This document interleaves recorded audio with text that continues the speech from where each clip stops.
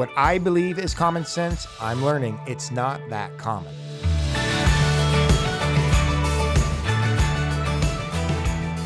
I learned early in sports and business that a big part of personal growth requires you to guard your influences. You have to be very selective on who you allow to speak into your life. And for me, in this season, I have one specific man that I've invited into that space, Damon Young. On a regular basis, I seek out Damon to get his feedback and his counsel on multiple issues, and I've continued to be inspired by his heart and his vision for our community. From his work in both the private and nonprofit organizations, and now as CEO of Lead Wichita, Damon and I talk about all that he's learned at each of the stops and what he sees as challenges and opportunities for our community. I hope you enjoyed this fascinating conversation with my friend, Lead Wichita CEO, Damon Young. Okay, Damon Young, welcome, man. When I speak at events sometimes and they read my bio, I laugh because when they read the full bio, I'll look at people and I'm thinking, okay, they just heard about a washed up athlete, mattress selling, preaching politician. And you've got quite a story too, man. So when they read your bio, What do you think when they read the full bio? How does the audience interpret what they hear about you? Thanks for having me on. And I'm really looking forward to the conversation. And I think that when people read my bio, I always think about it like introductions are like setting you up for, we had a phrase at the Leadership Center. We'd say leadership is disappointing people at a rate they can tolerate. Yeah, that's good.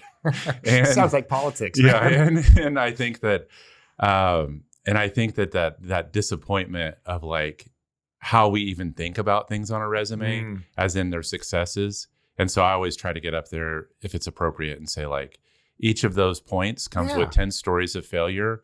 And like the things that are our resume are our scars, you know? Good. And so like, but I do think that sometimes things like I'm a mattress salesman or I'm a roofer, you know, they come with like, people have stereotypes with those. Absolutely. And who doesn't love blowing up a stereotype? Man. You know? And that's what's interesting because we're all products of our experiences. And if you look at where I'm at now, and then if you look backwards the last 40 years, look where you're at now and do the same thing. It's like, man, how did we get here? Yeah. Like, I mean, we've done a few things and we've arrived at a spot, but how did you get here, man? Because all these experiences shaped you in a way.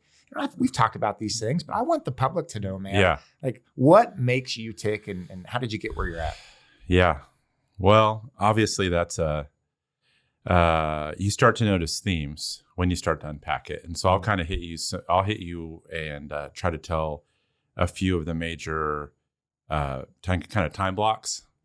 But one theme that I know that transcends or a pattern, I guess you could say, that's emerged is learning new things. You know, there's some people who are taught something, you know, maybe it's a family business and they learn that business and they do that for the rest of their life. And then they pass it on to their son. And there's something certainly sacred and special about that. But that's not my story. You know, my story is one where, you know, I'm the first person in my family to graduate college, single mom. My dad was out of the picture when I was about 7, older sisters, a bunch of instability, which I've talked about at length in some other settings but the short version is I didn't go to the same school for more than 2 years at any point.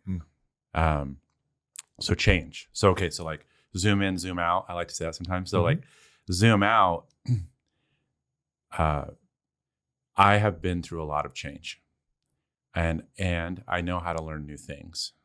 And so zooming back into my childhood, that initial season, the most important thing is that I have faith in a cosmic father who loves me. And I've talked about this a lot with my dad and my mom, that my mom did me such a solid when they got divorced and I no longer lived with my dad. My mom did 2 things over the next 10 years in a really remarkable way.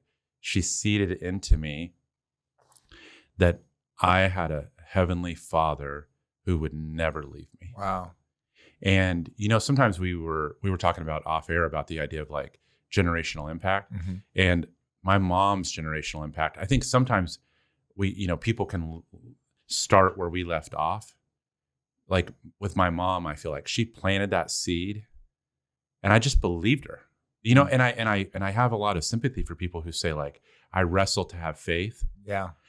That's not been my experience. Right. Like when she told me that, I was like, you believe? Good. Yeah. Thanks. That's great news. Yes. I can talk to him and he'll talk back, and he loves me regardless of my performance, and he's never going to leave me. Yeah. So like that seed is there at like 7, 8, 9, 10.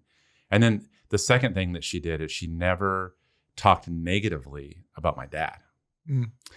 And so I'm learning this idea of forgiveness. I'm learning this idea of reconciliation secondhand through watching my mom, and by talking to this cosmic father that I think I can talk to, and he talks back. And Damon, you're cognizant of this looking back 7, 8, 9, 10 years old. Yes. Were you always cognizant of it, or is that a late life lesson? You're looking back retrospectively and thinking, oh, okay, now I see the influence of that. Were you always aware, even in your teenage years, young adult years? I was aware. Wow. Yeah, I was aware of the depth of my inner life. Mm. And I was aware that I was different than other kids. And don't get me wrong, I'm sure there was other kids who had deep things going on inside as well. Certainly. But I was aware that there was something going on inside of me that was special and sacred. And so as I'm going, most the next period of time is really me being like an awkward dork. Yeah, sure. like all teenage boys. Yeah. Yeah. Just like, kind of just like a mess, like I got pretty bad grades. I wasn't really good looking. I wasn't good at much. I just kind of existed. I was always changing schools. So I'd hide out in the library. I would often like not go to the lunchroom because it's like, everybody has their cliques, and I'd just go away and I'd read the paper. I read the paper every day for most of middle school. And then a season happens where I discover the game of basketball. Yeah. And it's such a special gift to me. The first book that I chose to read was a book called Drive by the Larry Bird story. Mm-hmm. And it's about how he grew up in French Lick and how he found the game of basketball. And basketball started to become that for me. A place I could go away and I could just practice. Yeah, very much so. I felt that way with baseball. Yeah. It was a sanctuary of sorts. It was an escape. Yeah. It was the one area. And I did not have the traumatic childhood. I did not have two parents in the home, loving parents. But I ran through that weird stage myself too. Yeah. But baseball was the place I got between the lines, and I felt comfortable. Yeah. I excelled in that area. Yeah. And that's where I developed my relationships and where I met people and where I understood competition and winning and losing. Yeah. It was the sanctuary in many regards. Yeah. Yeah.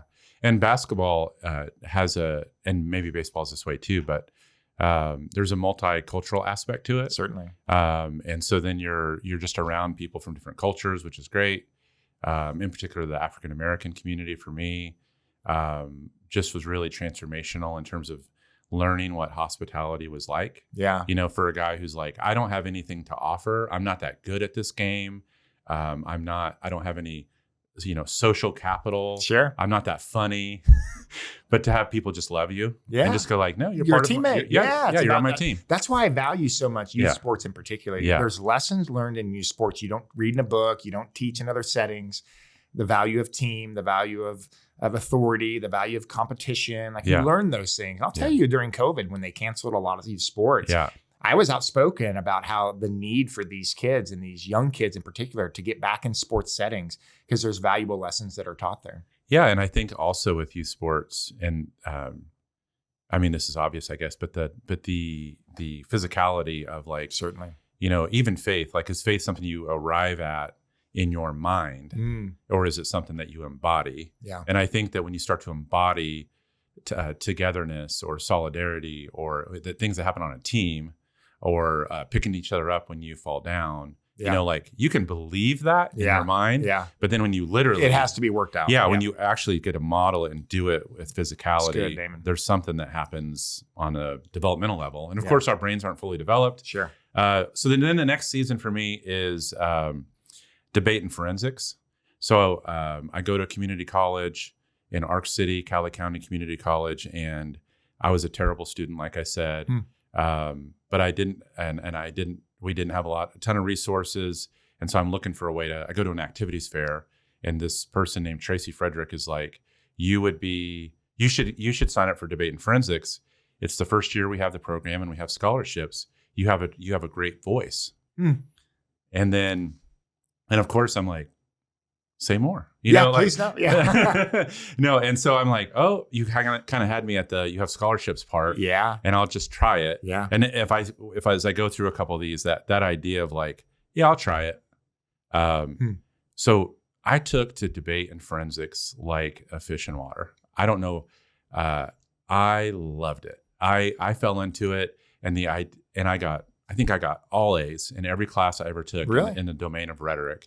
But the idea of argumentation and how to build an argument and persuasion and language and language. And it gave me, as I look back, I did not realize this at the time, but as I look back, all that inner life hadn't found a way out. Oh, and I think debate gave me a way to think about it from an argumentation standpoint, consider both sides of an issue, think about the complexity, think about how to convince a judge. But then forensics gives you a way to think about the emotionality, perform it. I loved prose. I remember my first prose interpretation. So you can take a book. In this case, I took the book "A River Runs Through It," and that's a novella. And then you reduce it to a 10-minute script, and then you perform it. Yeah. And but the idea of being in a room with a forensics coach who's coaching you up and to release that emotion when you're a 19-year-old, 20-year-old young man, and is it okay for me to show emotion? Is it okay for me to express myself in that way? And that's when, I loved it. And so that led to, and then that's the first time I really experienced real success. I was an All-American my sophomore year for an organization that's called NEDA, the National Education Debate Association. And it's like there was 10 All-American awards given across the United States. Wow. And I'm like, some kid from Ark City, Cowley County Community College wins this. And then I got a scholarship to go to Pacific Lutheran University, which was a pretty prestigious debate and forensics communication school. And then the first time I go there, here I am, this kid from Kansas. And the first tournament we go to is called the Great Alaskan Speak Out. 10 teams from the United States get to go. PLU has a spot. And think about the people that have been at PLU and who want to go to this tournament and represent their school. And the kid from Kansas shows up. Sure. Second weekend, the coach looks at me and says, "You're going to Alaska. I want you to represent us." It's cool, man. Yeah. And it was like, so it's like success. Yeah. And you get to taste that. You taste it. And of course there's ego work to do there. When you're young, you're like, I'm the man, and you have to work through some of that arrogance and pride and ego. But you also realize, like, man, hard work pays off. And I did put a lot of hard work into that. And so debate and forensics was a huge, if people are like, who am I? How do you understand where I'm coming from? To this day, I've started to perform poetry around the community in the last year or so. This is a recent deal. And you told me this a few months ago. Yeah. Like, hey, man, I'm starting to like write poetry and read poetry. I'm like, where did this come from? It makes sense now. Yeah, I was writing the whole time. So like journaling. I knew you were an avid writer. I know you're an avid journaler. Yeah, journaling and writing poetry. And if you go to my website that has my poetry on it, you'll see I put the year that I wrote things in the title. And there's lots of poems in there from 1998, 1999. Really? And that's exactly the season of where I'm doing this debate and forensics. But this is how you express yourself. You do it through communication, but you do it in a way that's more creative. Yeah. I've always told people whenever you and I visit, whenever I see you speak, there's a creativity. You embellish the creativity side of wanting to communicate ideas in a different way, in a unique way. And I've always admired that about you. I think but it makes sense now where this comes from. Yeah. Yeah. And poetry, thanks for saying that. And poetry is nice because you don't have to be, especially free form, you don't have to fit inside of a pattern. You can literally just say, there's a part, I know we both have a common faith, and there's the part in Romans where it says, the spirit groans, and it's hard to even utter the words or to articulate the words. And I find that poetry can be that way. It's like I can put words down that mean emotions to me. Interesting. But also poetry is great because it's alive. So like when you write a poem, it means something to you as the author in that moment, and it's special and sacred, and it feels nice to chronicle it, and it feels nice to let it go, to release it. Yeah. But then, like the first poem I read out loud in public was 6 months ago. Yeah. And I went to an open mic thing, and I thought, oh, I'll just go observe. And the gentleman who runs Ponder This, Walter, I walked in, and he looked at me and he said, "Are you a poet?" And it was this like existential crisis. Yeah, sure. And I was like, and I said, "Yes." and if you want to know, Damon, that's probably that in a nutshell. It's like, I had all this like pent up 25 years of angst. Wow. And then I walk in and somebody goes, "Are you a poet?" And I say, "Yes." Yeah. But then the poem I read, it was a much younger crowd, much more diverse crowd. I mean, it was like I was their dad or uncle up there, you know? And I got up there and I just read a poem about racism as I saw it in 1998 through the eyes of the first time I read a Langston Hughes poem. It was like a response I wrote about a Langston Hughes poem. And to read that poem now, it means things that are completely different. And then for that group of young people that I read it to, I'm sure it meant something different to them. And I love that. And you appreciate how people give and receive messages based on life experience, timing, all of these things. Yeah. You're aware of that. You acknowledge that. Yeah. And I think awareness, that self-awareness, I think one of the things we struggle with. We lack. Yeah. And we all fall into bad cycles of it, including me.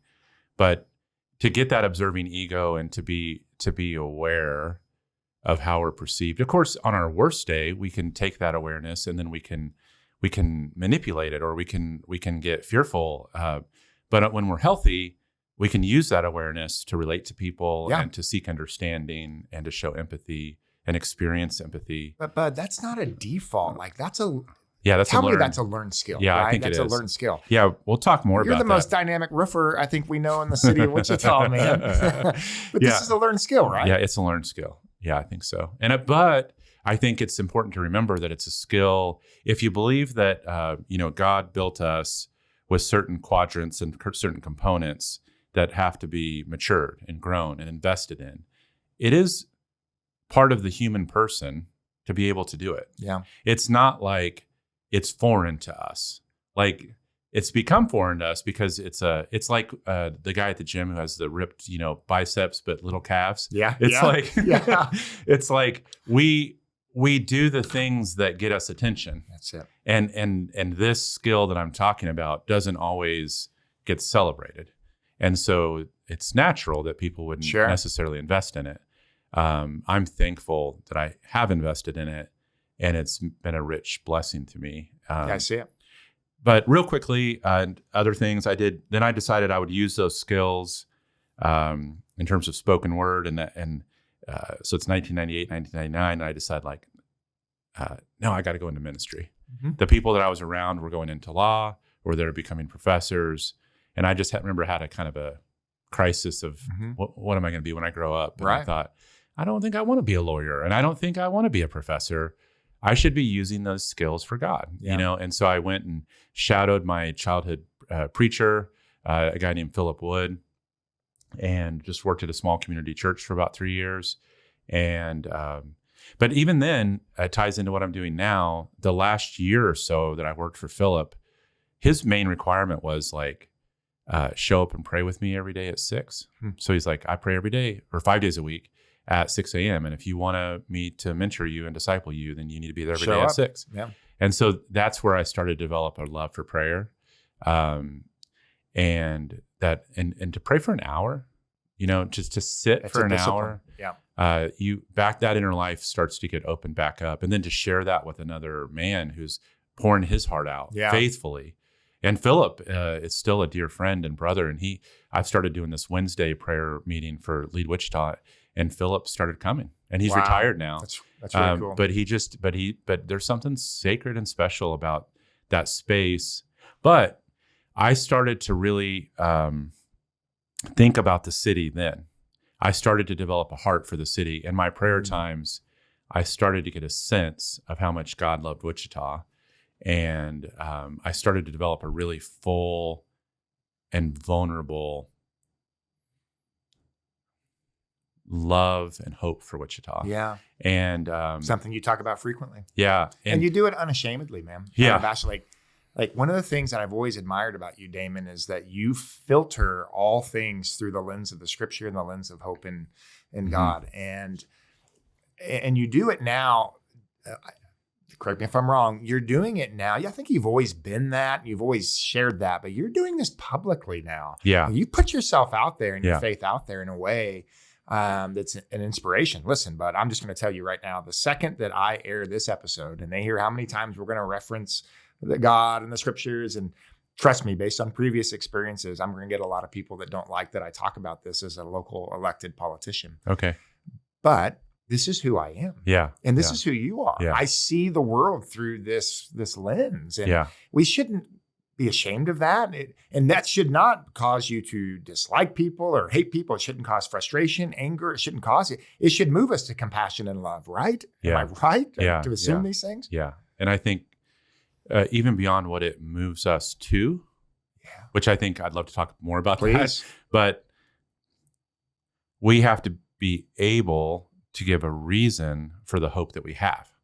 So if I were to tell the truth is that without that in my life, I would not have the hope that I have. That's right. And so my hope is directly correlated to my faith. Yeah, you can't separate. I can't separate those them. things. Now, from 2002 to 2012, my story is like, I'm not on the radar. You know, I decided, I don't know the ministry's for me. I kind of went outside the camp in terms of like, religion's broken. I love Jesus, but I don't like the church. We've all had these seasons. Yeah. And then just working through how to be in relationship with people, working through how do I, and I want to be vulnerable on this podcast because I think it's important that we can't talk about our faith and the positive sides without talking about the negative sides. Absolutely. And I think for me, like wrestling with ego and performance and fear, and wrestling with even addiction and thinking about like, so it's like I've tried other salves, and drinking too much has been one of those that from 2002 to 2012-ish range, I struggled with that off and on. And in Christian language, we'd say our testimony, my testimony is that doesn't work. Yeah, sure. I remember when I first saw a therapist when Kate and I were going through a season where we were having tension in our marriage, and he said, the problem with that, Damon, is that it's like a timeout button. And the problem is the world doesn't take the time out. That's right. You do. Yeah. And then when you come back, things are worse. And when things are worse, what do you do next? Well, you need another timeout. That's profound. Yeah. And so then it's when I started to get a grasp on that. And then I've told the story of working for the Sod Shop before on other things. And then the Mahaney story is what most people in the public would know me for. Right. But Sod Shop was learning a new thing. I didn't know anything about commercial, landscaping supply or business really even. But by the time Mahaney came, I knew about those things. But really, it was when I started working at Mahaney and with Mark Bolt, being around the individuals, there's about a third of the workforce that is grinding through some really desperate things. Yes. Like they've come to a place where it's like the last thing I can do in Wichita, America, that someone will take me. Yeah. Is I can show up and do this really hard job called commercial roofing. And they're working through addiction. They're working through incarceration. They're working through just different challenges. And it's kind of like one of their last hopes. And you get to see what happens when someone starts to believe that things could get better and they're working hard at it. And then something started to happen. I think about like, am I a father? Am I a brother? Or am I a son? I think that's when my community father thing started to grow, Yeah. I go, I can help shepherd and father some, there's a great Frederick Douglass quote that talks about it's easier to build strong boys than repair broken men. That's right. And I started to be a Boy Scout leader at that time with my son Aubrey, and noticing that quote come to life. Yes. About like, wow, the trauma. Yeah. These broken men, mm-hmm. and then these broken them. Yeah. Oh crap, me. Yeah. Yeah. I'm a broken man. Yes, Damon. I'm not going to church. I'm drinking too much. My hope is limited, but I'm starting to work hard. I'm starting to put one thing in front of the other in terms of business. Yeah. And then I'm just like, no, this is the climb. Like, this is what this is. This is that climb of where I think the formula is like a willing heart, God's grace, and hard work. When you put that trifecta together, something beautiful happens. It's powerful. Transformation happens. And so for me, from like 2012 to 2018-ish, transformation happened. Yeah. I couldn't put and it wasn't public. I mean, it was internal, it was private, but you were changing and you knew it. Yes. So what you just said about your experience in leading in that organization is something that I spoke about publicly in our organization, with the Mattress Hub in particular. Yeah. About a third of my workforce is from the Second Chance, sober living communities. Yep. This was a byproduct of the sales organization and retail sales in general. You don't get a lot of lawyers and doctors that apply for these jobs, right? Right. But what we became a home for were the people that needed a second chance. Yeah. What the people that needed grace. They needed someone to give them an opportunity. They needed stability. They needed growth. They needed a job. They needed an income. They needed something. And we started to take this and shape this in a way to where it became ministry in many regards. Mm-hmm. The director of sales for our organization did 11 years federal time, was an addict for many years. I tell the story publicly about Don and what it looked like to convince him to turn himself in after a relapse and after he had done some things he wasn't supposed to do. But the promises made to walk him through that journey and to bring him back and incorporate him back into our organization when he did his time, and how that richly has blessed our company and the families in our company, and what it's done to me. And what it means, and I'm not talking about success in business. I'm talking about how it edifies me, the satisfaction of seeing people's lives change. This guy this is one example of many examples in our organization. He went from convicted felon, multiple felonies, 11 years prison time, no hope, no shot, no nothing, to bring into our organization, to give him stability.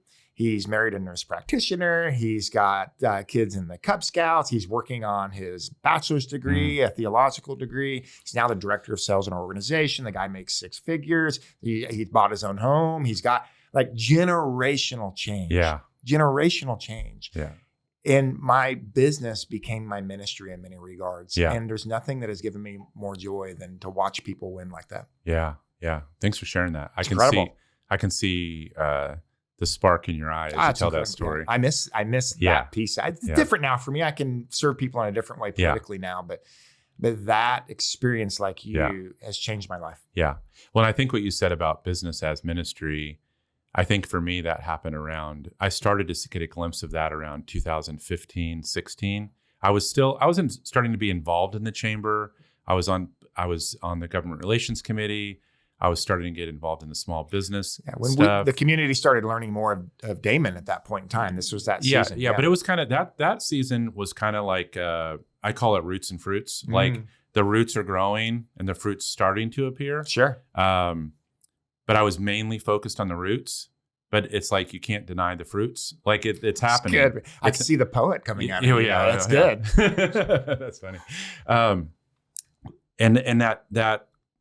So as the chamber work started to happen, I started to get to know more people, and I also was starting to get a real sense of I call it the developments. So like, I was not formally trained in community development or economic development, or business development. But I started to see, this thing of individual development and spiritual disciplines or individual transformation, that in the context of workforce development, and certainly business is a great container for that. So if we're talking about individual transformation, okay, in the context of workforce development, that's where it's like, wow, something magical is happening here. But then when you start to hang out with people that are more community minded and have a broader sense of it, often they're coming at it from a silo of community development, economic development, workforce development. And I'm seeing it as this seed of individual transformation. Right. And but I'm a connector, and I start to see, there is the link between workforce development and community development and economic development and organizational development, that's what my ministry is. Yeah. My ministry is development. Taking things, I used to think a lot about developers because they were my main target market. And I've talked about this before, but this idea that you don't see things as they are, you see them as they could be. Yeah. And so if I think about my quote unquote brand, I think if you interviewed 20 people that were way different from each other that all knew me, probably a thing that you would hear would be that I don't see things as they are. I'm certain I see things as they could be. I'm certain. And I can put language to it. Yeah. I can say and that's the poet, that's the forensicator, that's I can describe it. I see what you're doing now, and knowing you for the last 4 or 5 years. And it all makes sense to me now how all of this is built up to the moments that you're in now and have been for the last few years. Yeah. But it all makes sense. Your makeup now, the DNA of you, it makes sense. And how what I've said is that you're a gift to this community and you're using your gifts to serve this community in a big way. It makes a lot more sense when you hear your story. Yeah. And it in the season I'm in right now, I'm starting to do more community conversations and kind of just coffees and such. And something I've been bringing into those is do you think you have the burden to know what to do? Or do you think you have the burden to be able to learn what to do?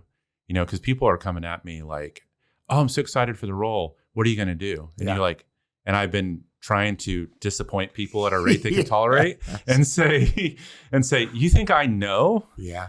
No, I don't know. Yeah. But I'm going to learn. Yeah.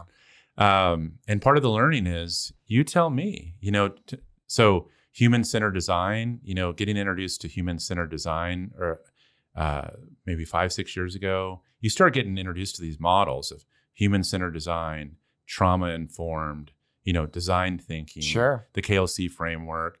And then a picture starts to take shape that it is naive, ignorant, arrogant to think that you can solve a really complex challenge with a limited vantage point and from on high. Yeah. Yeah. You got to get closer to the work and you got to get more perspectives. And so that's what I'm finding myself leaning into now. Well, did you learn was this something that learned through the Kansas Leadership Center days or your work there? Is that something that organically came just through experience? Okay, this is how you do these things. This is how you grow. It's how you solve problems. It's how you bring community initiatives forward. Was it during that time, or is this something to where it's a recent revelation? I think the beginning of it was probably KLC was a big part. Oh, it's huge for you. Yeah. The first time I saw a faction map. And a faction map, for those who aren't familiar, essentially picture a blank page and there's a circle in the middle.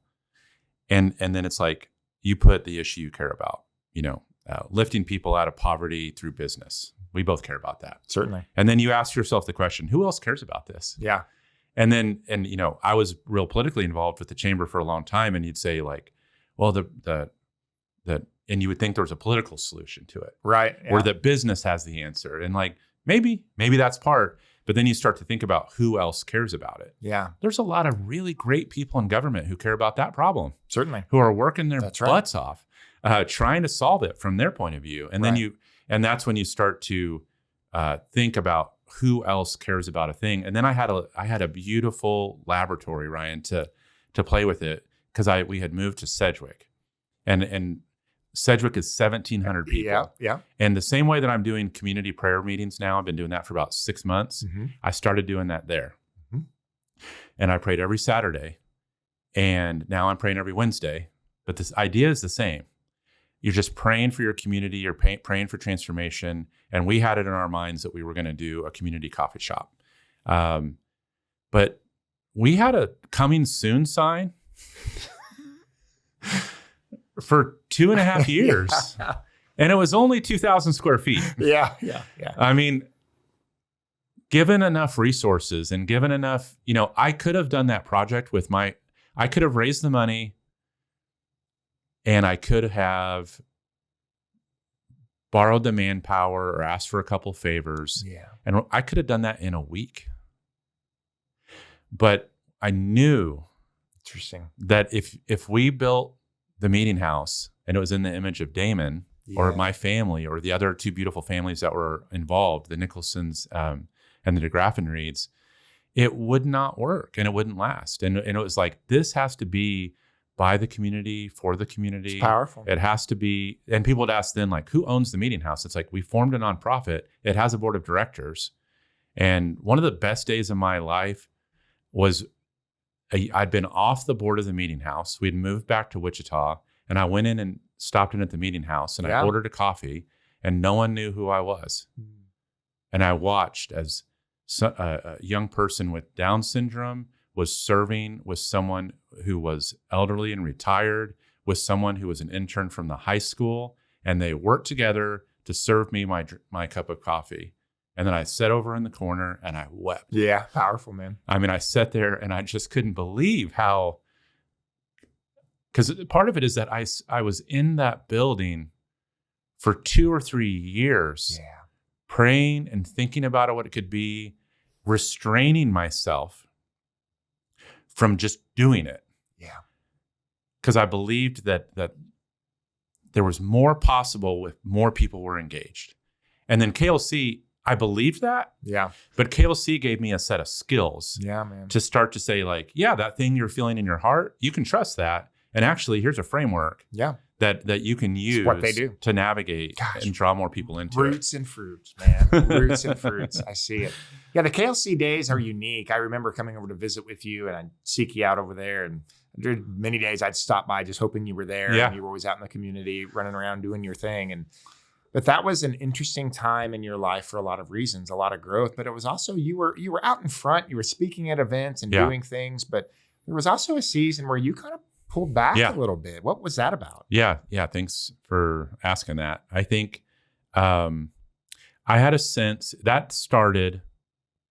So 2018, I started seeking out some elders and I found the great Dr. Don Davis. Mm-hmm. And he started challenging me on capacity. And I never forget the second time we met, he said, Damon, if you were a stock, I'd buy you. Yeah. Wow. And he was like, you're so clear on like this and that and the other. And he's just building me up. And then the third time I saw him, he just said, you're kind of like peanut butter. You're spread a little thin. That's and the metaphors are great. Yeah. And it's like, and I started to see that. And he said, what if you took that big brain of yours and that big heart of yours and you applied it towards one thing? Mm. And instead of you're involved in all these things, and you felt that was real, and too. I was feeling it, and so then, but some of the commitments we make, as you know, they have a long tail. Yeah, man. And so from 2018 to 2023 was a long tail of finishing commitments. Yeah. But I committed in 2018 to start saying no to new things and to develop a criteria for what I'd say yes to. Yeah. And the criteria was, does this have to do with the positive transformation of people or not? And are we going to disrupt status quo systems in order to accomplish it? So if you want me to volunteer on a thing that is to perpetuate the status quo, and I can smell that, I'm out. And you said no to a lot of things. Was that hard? Yes. Yeah, because you're a yes guy. Yeah. You want to serve. Your heart's to serve. And so what the pause was about, really, that was 2024. So the KLC was about resisting. The time I went to work there in 2022 was really about, I want to get outside of this echo chamber I'm in. You know, the president of a construction company, the head of a politically conservative PAC, on the Kansas Chamber Board, on the Wichita Chamber Board, on a bunch of other boards, and I was in an echo chamber. Yeah. And I said, you know what? I need to be around people who are different than me. And I started intentionally choosing that in 19. So I'm saying no to things, and I'm thinking about how to be around people different than me on purpose. Intentionally exposing yourself. Yes. And KLC would say, getting beyond my comfort zone. Yeah. Was it uncomfortable? Oh, yeah. Was it? Oh, yeah. I never saw that in you, though, man. I never saw that it was uncomfortable. You know how that goes. That's the duck, you know? Oh, sure. Yes. the paddle, you're paddling like crazy. Man, but you did it so naturally, and we were around, and you were around people that thought differently, different life experiences, different political persuasions, all of these different worldviews. But I never noticed that you were uncomfortable in that. And that's what I remember asking you, man, how are you? You're getting involved in these spaces and you're doing it with ease. People are gravitating towards you. Like, help me understand this. I never noticed discomfort. Well, I think I would even use different words than discomfort. I think I would use fear, anxiety, doubt, because what I learned was that there are beautiful, articulate, thoughtful, creative people on all sides of all of these issues. And the way that the identity politics is now, where we demonize each other, I was shedding a ton of my own biases. I was shedding this stuff. And then when you start to think about what is courage, one of the hardest things was thinking about my own quote unquote tribe, the white male Christian straight Republican team. Yep. Which I am a white straight Christian male Republican. There's two of us. Yeah. But for me to watch what some of my team was doing and how they were behaving, I had to go with charity and with hope and with assuming positive intent. One, represent my point of view with people that are very different, when sometimes there's evidence that people aren't always representing our point of view with kindness and with charity. And when I say charity, I simply mean love. And so it was hard because I was feeling myself become people who would have assumed that I was a far right person. A lot of my team, quote unquote, was starting to perceive me as a middle or left person. And I just chose to not correct them. And I chose to not defend myself. And I chose, because I don't need defended and this is a point I wanted to say when I thought about you, Ryan, and what you're trying to accomplish and this is from the wisdom of the one and only Kate Young, my wife. Yes, she's brilliant. Is that, and I don't remember what podcast or book she said she heard it from, but that we mistake hospitality and proximity for agreement. And I think what was hard was I want to be with people who are different than me, but there's a weird thing in the air right now that says if you're with someone who's different than you, that you immediately take on all of their beliefs. Yeah. And it's like, no, I just value being with people that are different than me. Yeah. And I want to honor them and love them. And does that mean that I agree with everything that they believe? Of course not. So let's pause. Let's hang here for a minute, if that's okay. Yeah. Did that revelation come for you because of the intentionality of being the proximity that you put yourself into positions? Like, did you learn that in that space? Did you learn that in that time? Because what happens so often is because there's a different worldview, we in society determine that you have to hate someone if you don't agree with their worldview, or the assumption is you hate someone if you don't agree with the worldview. What you just described is, no, I put myself in environments where people disagree with me, I disagree with them. And in the midst of that, I found compassion growing, love growing, peace growing in those environments. Would that have happened outside of that experience for you? That's a good, what do they call that? Like a false reality, or there's a polling way that people talk about that. Counterfactuals. Yes. Yeah. If I would have not done it, what would have happened? I would guess that the love, well, let's look at Jesus.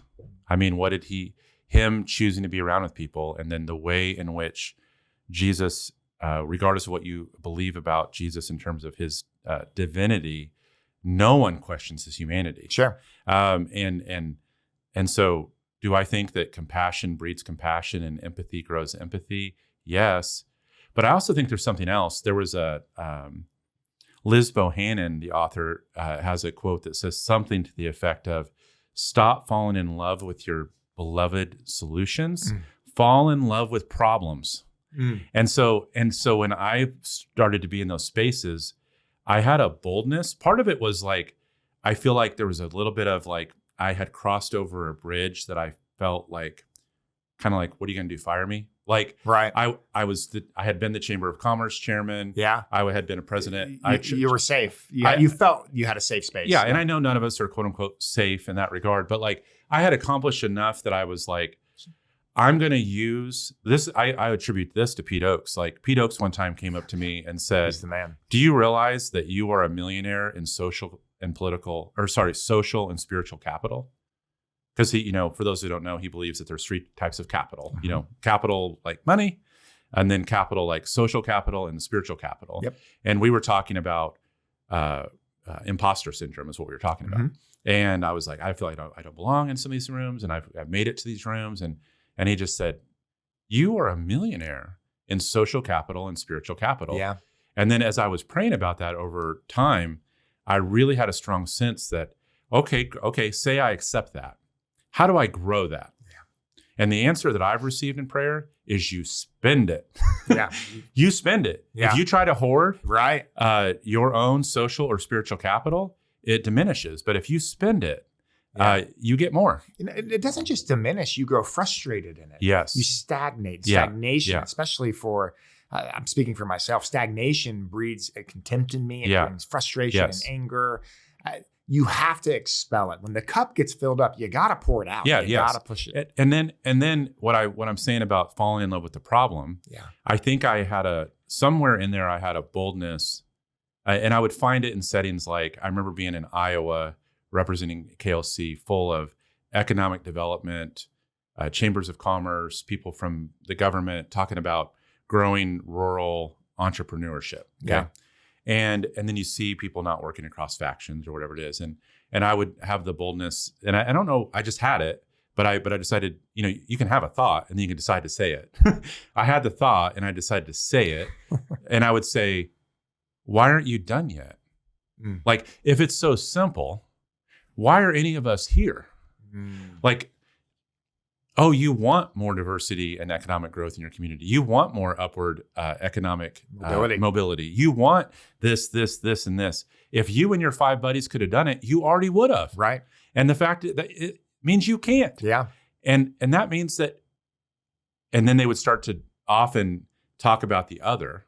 And that my line that plenty of people have heard me say is I say, that's funny. They say the same thing about you. Yes. And so like I've heard you say that to me before. Yeah. Yes. And so this idea that do we care about the progress in our community or not? Yeah. And it's like, do you care about your preference? Do you care about your political party? Or do you care about making progress on this issue? And I think as that has started to really, my time at KLC, beyond just making a lot of great friends and growing my own point of view, that falling in love with the problem, KLC would use language that like you center the challenge. That's become a comfortable thing for me. And that in and of itself, it's great. Holding the challenge at the center, when people bring up preference or they bring up party or they bring up identity politics or they bring up anything that people could bring up, including people on all sides, one interpretation would say, that's a distraction. Yeah. Like, I appreciate that. And I think the solution to that is probably to extend each other grace. But bottom line is, I know you're passionate about foster care, yes. And so if you think about what I'm going to be doing with Lead Wichita, we can hold up a challenge of foster care or recidivism. We can say, my suspicion is that this arguing that we're doing might just be a distraction. Yeah. And we should be talking about this and then elevate the data. So, man, all of this I can't imagine one person listening to what you just said saying, I disagree. So what's holding this back? Yeah. What is holding back this sort of reform and this sort of revival in a community like ours that says, you know what? Let's fall in love with the problem. Let's cut out the distraction, fall in love with the problem, and really push solution. Like what is holding us back, and what's the cost? What's the cost in this community for not doing that? Like, how is it impacting us? I think the cause is obviously very complex, but I think one ingredient is the culture of contempt, and I think confirmation bias. For those not familiar with that term, confirmation bias is that the information and the people that I'm around confirm that I'm not just right, but that I'm righteous. And you, Ryan, aren't just wrong, you're evil. Right. And so now, and if I'm the people I'm around, the media I'm consuming is teaching me, it's discipling me, it's forming in me a belief that I am righteous, I have the moral high ground, and those that disagree with me are evil. It justifies cutting them off. Yeah. And the conservative movement is extremely guilty of this right now. And like, what is courage? Courage is speaking to your own tribe. Yeah. And so for those on my tribe, or my historic tribe of identity, I would say, like, we cannot cut people off. We cannot fall prey to this lie that we are righteous and the other side is evil. And when I say that we're all swimming in that water, that one goes both ways. That no matter, so no one would disagree with what I said, but a fish doesn't know it's wet, and we're all swimming in this water that is teaching us that we're righteous and the other side is evil. And then that, if that justifies us cutting off the other side, then that's a bridge we can't walk across anymore because it's been burned. Yeah. And then the littlest action that someone takes, whatever issue it is, whatever stand they take, instead of saying, you know what, I disagree with them, but you know what, good on them for having courage to exercise what they believe. I respect it's like the classic liberal argument of, I'll die for your right to be wrong. Yeah, sure. And it's like, I think you're wrong. Yeah. But I love your courage. Sure. And I think I don't know what the solution is, but I want to say something about the cost. The cost is that we get more and more divided, and we get worse and worse at solving problems. And then we blame each other instead of blaming ourselves. Yeah.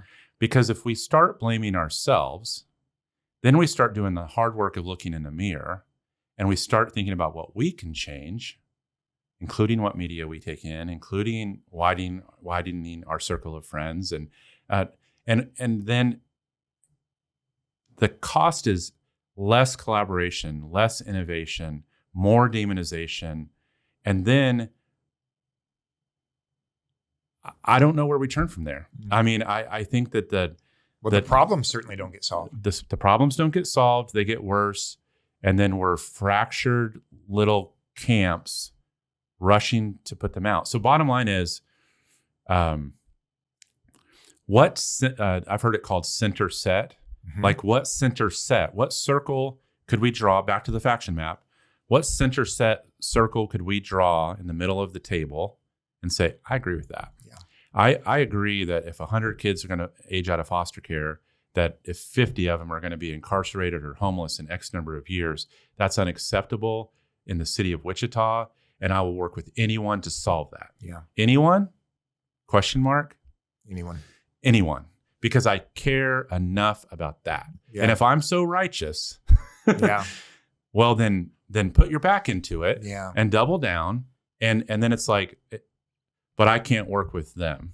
Fill in the blank on who them is, on, right, because they believe this or believe that. And I think we're going to have to, and I'll just speak as a Christian. I believe that the kingdom of God, I believe in it. It's an act of faith. It may or may not exist. What I believe about it may turn out to not be true. Sure. Yeah. But I believe that the table, the community table of the common good, doesn't ask me to represent the kingdom of God in such a way that center set is only the kingdom of God. I think the kingdom of God is much bigger, and I can demonstrate the values of the fruit of what it means to be a disciple of Jesus Christ. And I can try to do that in such a way that I would love someone that's working on foster care, period. And does that make sense? And it doesn't matter that we disagree. And it's back to what Kate said. You know, me being hospitable to people working on foster care, for example, regardless of what their political affiliation is, regardless of identity politics, regardless of any of that, it doesn't mean that I agree with everyone that's working on it. Right. And actually, what a boring world it would be. Sure, I get it. Back to like, if we all agreed, we would all think that we would have one common solution. And we know that these challenges are so complex. I'm filtering this through my friendship with you. I'm filtering this through my biblical worldview. I also want to try to filter what you just said through my political lens right now as someone who's in an elected position. Yeah, you're right in the middle of it. I'm right in the middle of it. And I think the key phrase that you said that gives me, I'm going to choose my words really wisely right here, that gives me the political freedom and the political courage is the falling in love with the problem. Yeah. See, so often in my position, I feel this tension many times. I fall in love with winning. Yeah. I fall in love with the campaign. Yeah. I fall in love with the principles that make up the movement of which I represent. And what you just described to me is, okay, what if we shifted and we center set and we said, no, let's fall in love with the problem. Frederick Douglass, I'm going to butcher the quote, talked about, I will work with anyone that does right, that is in the business of doing righteousness. And fall in love with the problem. And whoever wants to work with me on this problem, whether I agree or disagree with your tax policy or with you, how you feel about your, you name it, right? You name the political ideology. But if we're going to focus singly on this problem, let's fall in love with the problem, the solutions on the problems. Do you think that's missing in politics today? Is it missing locally today? Like, is it missing here in our community today? From my limited vantage point, which is pretty limited, I mean, I see rays of hope. I think, I mean, I have so much I have a lot of respect for Brandon Johnson. I mean, I think Brandon is someone who, he's passionate about what he believes. He articulates it, you know, in a way that's clear. And I feel like he's someone who would be like, I will work with you on that. Yeah. You know, and can I give you a practical example? Yeah. Brandon and I don't agree on a lot of political worldview stuff. We don't. I have respect for Brandon. And what's caused me to respect Brandon, I'll just give you two quick stories. Brandon didn't support me when I ran for office. He supported my opponent out of loyalty, and he had relationships there and political ideologies and political parties, which was fine. I met with Brad. I called him multiple times and finally got a meeting in the campaign. Said, I'm going to come see you. I want to talk because if I win, we need to work together. There's many issues, particularly in Northeast Wichita, we've got to work together on. And he was very gracious and said yes. And I made him a promise. I said, if I win, you're the first person I'm going to call because I'm serious. I want to demonstrate to you that I'm serious about working with you on these issues in Northeast Wichita. First night I won. He was the first call. He was on vacation in Hawaii with his family, but he was my first call. I wanted him to see, I'm serious about this, man. There are issues in Northeast Wichita that we've got to work on together. And the biggest issue that's come out of that has been this 29th and Grove contamination, the water contamination issue. And again, and Brandon would tell you the same thing. We sometimes laugh about it. We don't agree politically on things, a lot of things, but we agree that the people in Northeast Wichita in this 29th and Grove plume, they need justice. They need government to work for them, finally. And we have come together and united in that front. And we're going to have a big announcement coming here in the next couple of weeks. But it was because we focused on the problem. We didn't focus on his opinion on the issues of taxes and the issues of the right form of local government and who he supported for president or governor. We didn't. That's not it, man. We focused on the problem. And in that, I found a lot of respect for Brandon in that regard. He probably would never vote for me, and I probably would never vote for him in some regards. I don't know, but where we found unity on the problem. Yeah. And I enjoy talking to Brandon about this problem now. And there's a lot of people who are going to criticize me in that regard, but But we focused on the problem. There's going to be a solution coming for this community on that problem. And it's because two people of different political persuasions came together to solve a problem. Well, that makes me just want to say, I'm proud of you and I'm proud of him, for doing that. And I think, I remember when I was head of the PAC, and Brandon was getting ready to run for office the first time. And I was like, hey man, can we go get a coffee? Sure. And I'm saying this to say, I think relationships and reimagining how we tackle problems can be so powerful, because like Brandon was like, yeah, let's get together. And, I don't remember what year that was, but it was, many years ago. But we just had an honest conversation about, we told each other about our backgrounds. Easy guy to talk to. Yep. Mm-hmm. And it was like, and I think that thread of relationships, over time. So when I say I see rays of hope, I think that the assuming positive intent and that moving at the speed of trust of relationship, there's no shortcut for that. No, there's not. So when we double down and commit to it, hey, I'm tempted here. I'm tempted to just fall in line with my party, or I'm tempted to do that, but I'm going to assume positive intent. I'm going to be in relationship with you. Let me ask you a question as someone who you mentor me in a lot of ways. I'm going to ask you a vulnerable question. Can I survive politically with that approach? Can I survive politically with that approach of saying, I'm just going to focus on the problem? And I think most people know where I stand politically on a lot of issues in my political worldview.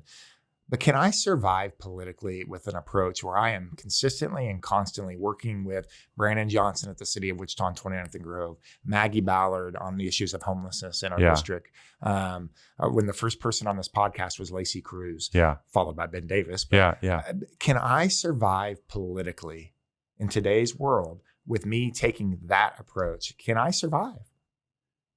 Okay. So you're asking me to answer that in a way as like a mentor-mentee, brother to brother kind of.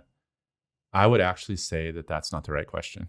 That's a total KLC approach, by the way, but I'm here for it. Like process. Hey, I don't technically work for KLC good right point, now. Good point. But I have. I think a better question might be, can you live with yourself if you don't operate that way? It's good, man. Because knowing what I know about you, I don't think, and another way to say that is winning is overrated. Yeah. If it's about winning and losing, then I don't know, particularly given our faith. I don't know. Jesus was not a big winner. I mean, he grew a ministry of 120 people that fled when he had the most problems, every single one of them almost. Mm-hmm. and then, he was on the face of it, he wasn't a winner in the moment, but over time. I want to tell you what you just said, can I live with myself? It was actually my wife, Alicia, and I've told you this before. She's the one who put this into perspective for me in the middle of my campaign against Lacey Cruz. There was a lot of people encouraged me to go on the attack. Yeah. I think you and I talked about I remember that. Go on the attack, because that's what political campaigns are. And it was my wife. She said, hey, listen, because I felt incredible discomfort. Mm-hmm. I didn't think I needed to, but I just didn't feel comfortable with going on the attack in the way that I was being advised to go on the attack. And she told me, just be you. And if it's not enough for your district, that's okay. Yeah. But be you. Yeah. Because you'll come home to a wife that loves you, kids that love you. Like, be yourself. And if that's not enough, that's okay. You don't want the job anyways. Mm-hmm. And there was freedom in that. It didn't change my political worldview. It didn't change how I feel about issues. It didn't change any of those things. But it changed my approach to people, particularly people that I disagree with. So you're right. The better question is, can you live with yourself if you don't do this in a way that reflects righteousness? Yeah. And I think that when you start to think about the virtues, one that I've been thinking a lot about lately, back to the idea of what did I learn during the time period of kind of my season off a little bit, 2024. One of them was really leaning into lament. And like when you're falling in love with the problem, and then you're falling in love with what I would articulate as reimagining God's heart for that problem and the people affected by it, then you start to get a kindred sense Sure. that like what it's going to take is to love people, and why, and because I'm sad enough about this, I'm miserable enough about this that I can't live with myself if I don't do something, and I think when I think about leaving KLC was a very hard decision. I know it was for you. I have so much love and respect for Dr. K, Monk Morgan, Julia, Jamie, Dion, so many great colleagues. But ultimately, I just felt like the chance to lead Wichita and to be able to articulate and a bold reimagining of how we show up as Christians in the marketplace of ideas, I had to say yes. Yeah. Like I got to a point where I was like, I cannot live with myself if I don't. This opportunity has presented itself, and it's easy for me. I've gotten pretty comfortable sitting in the space of like, we just have to have relationships with everybody, and like, sure, let's practice the KLC principles, and like, I still believe that, both of those things. Yeah. But for me, what is I remember when I went to the lunch where some of the people that had been talking to me about this opportunity to lead Wichita, I went to a lunch and they hadn't even offered me the role or anything yet, but I felt like I had to go to that lunch and be clear about like, because I had been giving them advice. Well, if you were to do it, should do it this way. Yeah. Whoever were to do it, you might want to consider that they might have these characteristics. Suggestive, yes. Yeah, so questions and just suggesting things. And I had a real sense that I was like, I have to show up to that lunch and let my yeses be yeses, my noes be noes. I have to show up and say, either I'm all in or I'm not. Yeah. And I showed up and I said, hey, before we get started, I don't even know what you're going to offer me or what's going to happen at this lunch, but you need to know where I'm coming from. If there's a chance that God could use, and I just started naming, like you said, the baseball player, mattress salesman. Yeah. And I just listed off like 10 things, and that weird assortment of things in our community to be a part of the solution, to lift people up in our community, and to do it explicitly with my beliefs about cross-sector collaboration, and in particular the involvement of the church.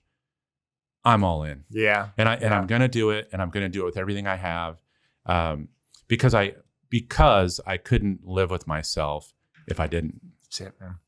Let's talk about it. We're winding down. Yeah. Dude, this is, I told some people that this will be a different type of episode because I want to set you up to just talk. Yeah. And just listen. And because this is, when we go to coffee, we go to breakfast, like I'll prompt you with a question because I'm seeking an answer.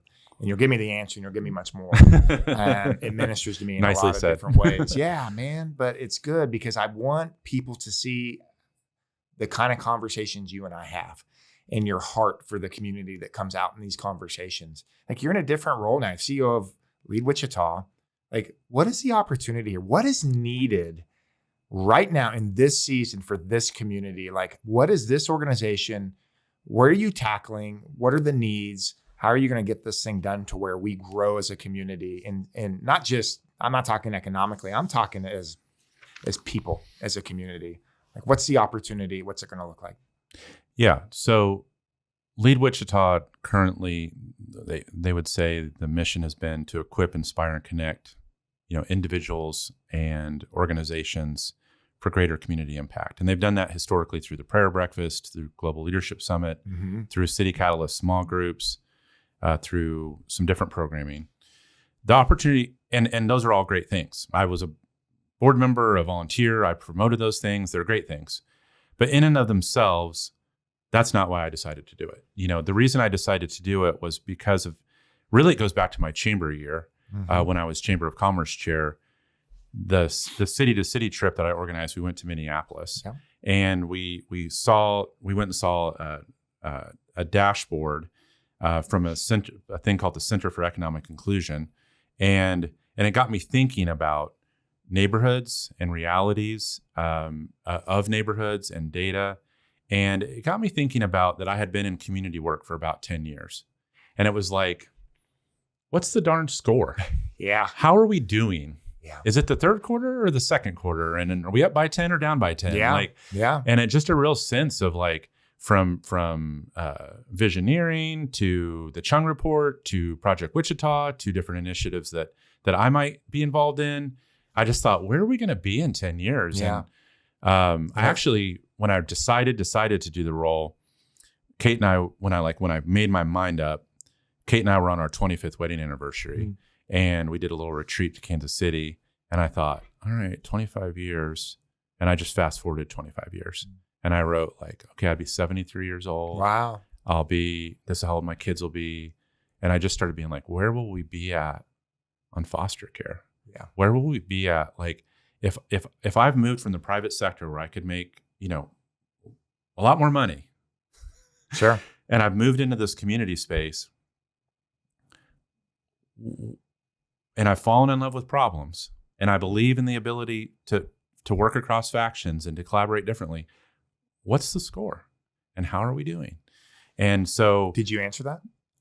No, but that's one of the things that I'm aspiring to do with Lead Wichita is that we're going to be launching a tool called the State of Our City Dashboard. Yes. And so how I see it, we're going to be doing, I'll roll out a beta version of this soon. And then we'll do about a 6-month kind of beta listening tour. We'll have a survey. I'll meet with many people to get their feedback. But we're going to center initially affordable housing, foster care, life expectancy, recidivism, addiction and mental health, and economic mobility. And just start there. I'm not suggesting those are the only things we should measure. I'm not suggesting that those are the right things for Lead Wichita to measure. But I'm going to start there and under the premise of two things.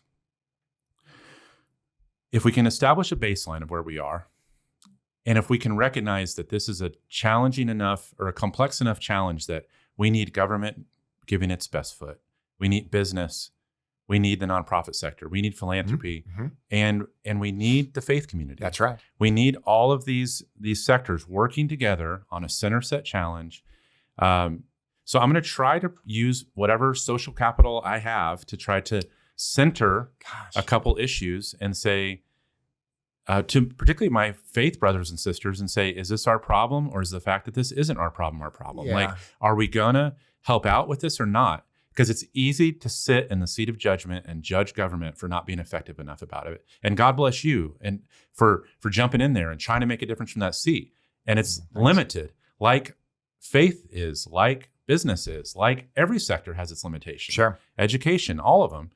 But together, if we all can bring our best part, we can make more progress. Damon, and the timing of this, I think, is so unique. You've told me about this community dashboard. I've seen some models across the country and the uniqueness and the topics that you're choosing to engage. I'll just tell you practically why the timing is unique.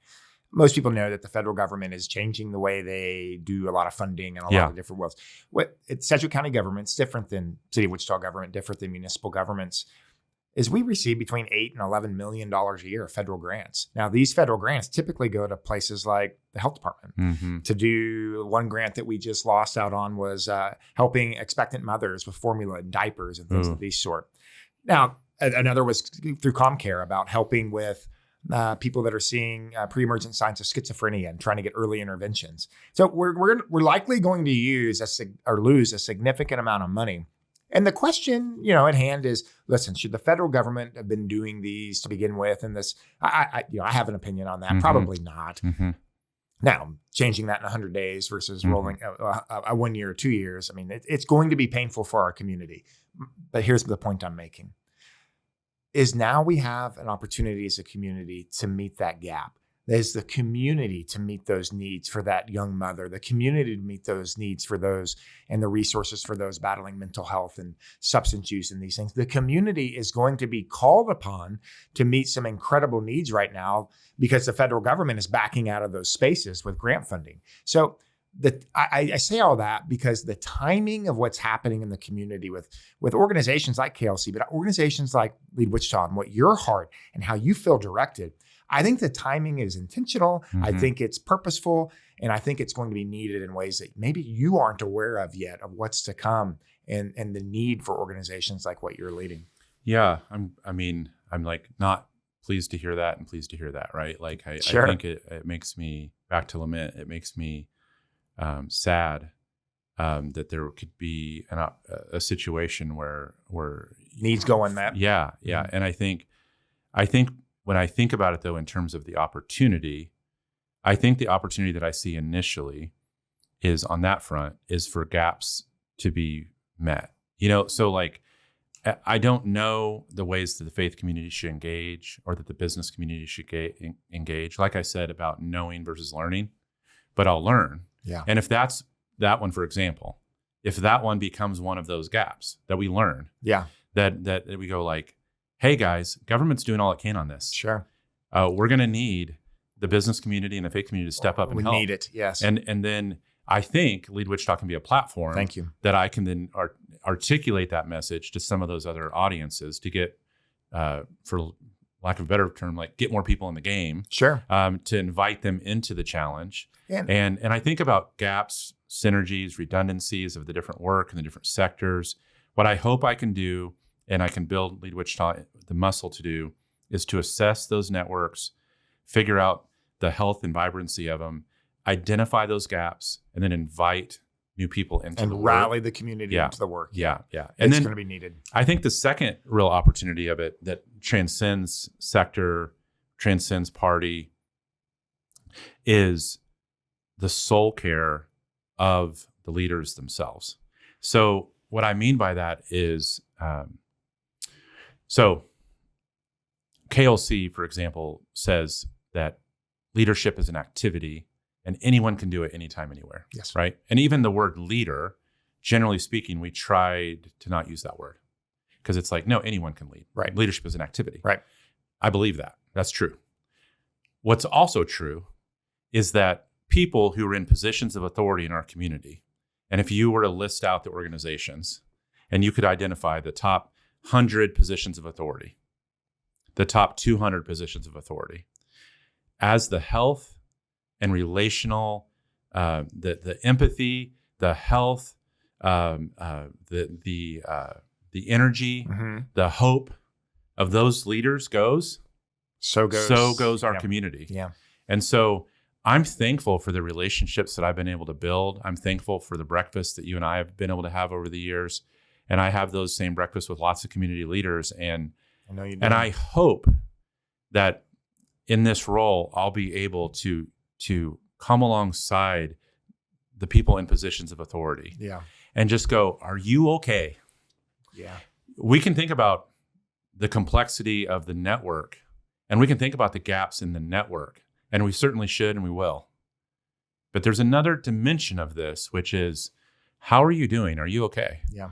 And because if we get too focused and fall in love with the problem, right? Like if we only talk about the problem, and we don't check in with each other, there's collateral damage, and just go like, "How are you doing, bud? Like, how are you doing?" And we do that with one another, and we don't all have to even agree about prayer or 100 different things, but like, I've never, when I've offered to pray for someone, I've never had someone say like, "Hell no, don't pray for me." Buzz off, bud. Yeah. Like, and so like, can we the prayer gathering? Of course, the prayer breakfast, but the weekly prayer gathering, we prayed for HopeNet last week.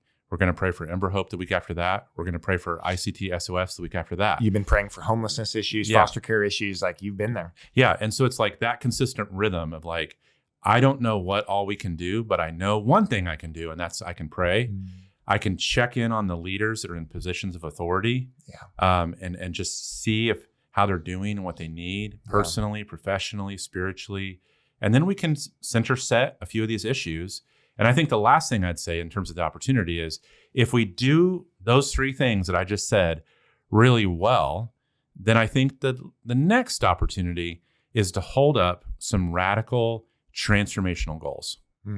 So we go like the recidivism number, we've talked about this before, the people that are affected, justice involved in Sedgwick County alone, and then you ripple out their families. Right. If we can break the cycle of people returning into the system by 10%, what happens? By 20%, what happens? And we can start to really think about transcendent, transformational goals. And so what I hope for a couple of years from now is that we've built out the frameworks, we've picked the right set of issues, we've gotten the community feedback, we're growing that relational trust, and then we narrow down on one or two audacious goals. Big, hairy, audacious goals. Yeah, and so where we say, like, Wichita is known for tackling these types of challenges. And then it's the old cliche of, like, it's amazing what you can accomplish when you don't care who gets the credit. That we would look back. My hope, Ryan, would be that, like, in 10 years, when we look back on the way we changed the numbers on recidivism or foster care or whatever it is, it would be just like that moment when I bought a cup of coffee at the meeting house. Sure. Like I would just be literally in the corner crying, and we would have no idea who did it because we couldn't put our finger on it. Was it Brandon Johnson? Was it Ryan Baty? Was it who was it? Was it faith? Was it business? Yeah. And we just say it was Wichita. That's it, man. Yeah. Brother, I'm grateful for you, man. I love you dearly. I appreciate this. I will tell you that I think, and I think you sense this, that you're in this position you're in now intentionally, and this is a season where you're going to be needed in a big way. The way you talk about issues, the way you talk about people, it's going to be needed. The way you love, the way you teach, the way you engage, it's needed now more than ever. And Lead Wichita and the way you're going to lead this organization, this community needs you in a big way right now. So I appreciate you, man. I appreciate you coming in. I appreciate you talking about these things and the way in which you talk about these things, and not being ashamed to talk about what the source of your worldview is, and how it impacts your life and how it impacts the way you think about people. So I'm grateful for you, man. I appreciate you. Yeah, I'm grateful for you, and I think I just want to encourage you and your listeners and to lean into. I was so happy to see you have Lacey on, and I think as you lean into just having different types of conversations, asking different types of questions with different types of people, I can't wait to see what you learn. Yeah, and what we get to learn as your listeners to just.